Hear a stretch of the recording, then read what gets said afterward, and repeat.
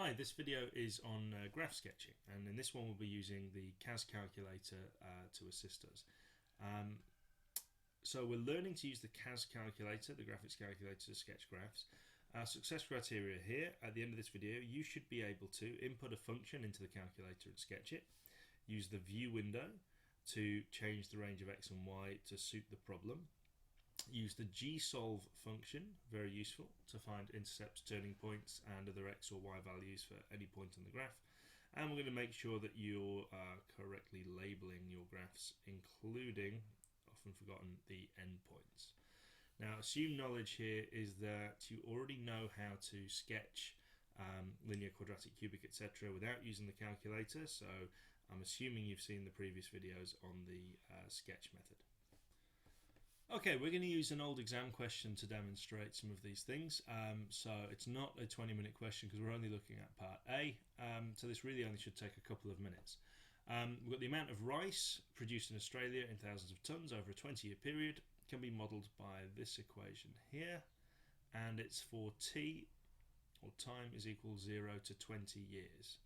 Alright, now t is like our x and r is like our y. So we're going to have t down here and r on this axis, and we're interested in 0 to 20. So even without looking at the calculator, we know that it's going to look something like this. And we also know, without looking at the calculator, that that's our dominant term because it's the highest power there is cubed. So negative 0.8 t cubed means it's going to be a negative cubic, so it'll have that shape. And also we know that the y-intercept is 728 if we set t equal to 0. Again, see the previous videos if you're not sure what I'm talking about. If we set t equal to 0, we'll get 728. So it's going to cross here at 728. Now where that is, I'm not sure yet because we need to have a look at what the rest of the function looks like. So let's go to the calculator and see what this looks like. So now go to graph and table. And now I've already got this typed in here, so it's negative 0.8x cubed plus 14x squared plus 14.3x plus 728. Notice I'm using x instead of t here, and then click on this one to graph it. Now you'll see we've got a problem straight away in that we can't actually see anything.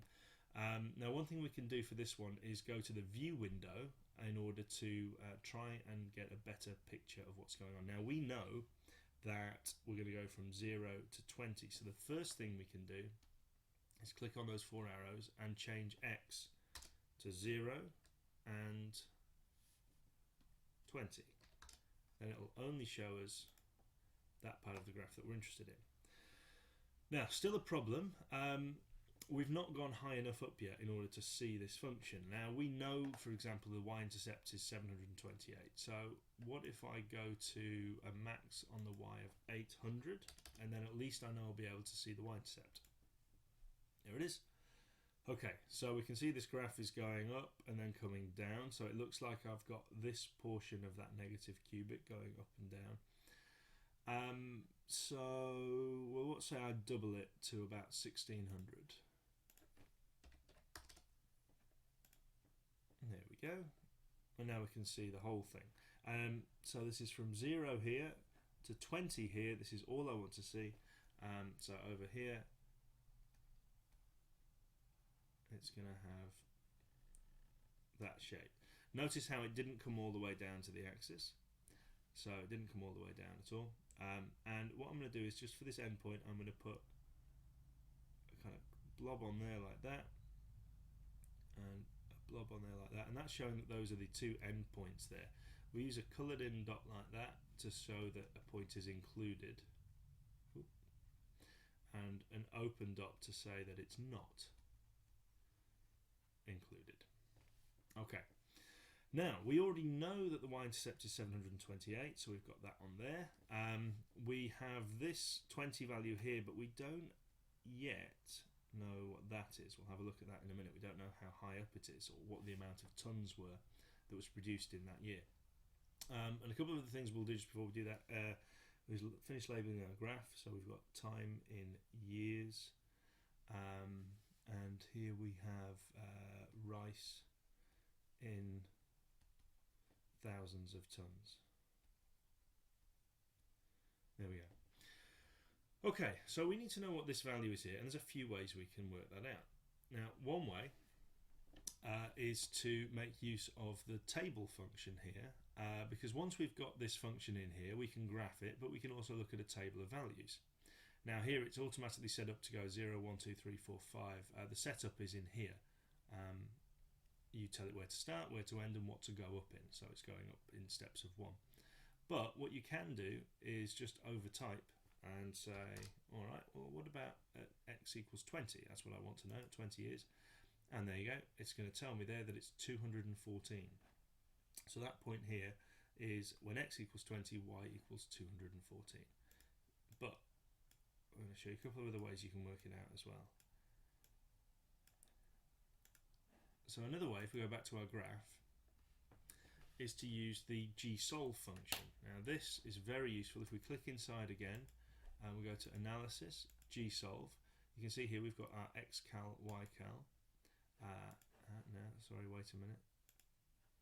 We need to go from here, graph it again. Sorry, it was picking it up from the table. Go to analysis, gsolve, xcal, ycal. So this will calculate any x value or any y value if you give them the other one. So I want to know what the y value is because I know that the x value is 20. So go to ycal and it says, well, what's your x value? It's 20. Click OK. And there we go. We can see when x is 20, y is 214. So there's another way to do it using gsolve and the xcal, ycal function. Another way to do it would be to go into the main menu screen and we can just type in and solve the function here. So we have negative 0.8 times 20 cubed plus 14 times 20 squared plus 14.3 times 20 plus 728. And that again gives us that value of, should have had that into there, but it was 0 anyway. An answer of 214, which is what we had before. So there's 3 ways that you would be able to work that out. Another way, I suppose, would be to type in the equation in full and then use interactive advanced solve.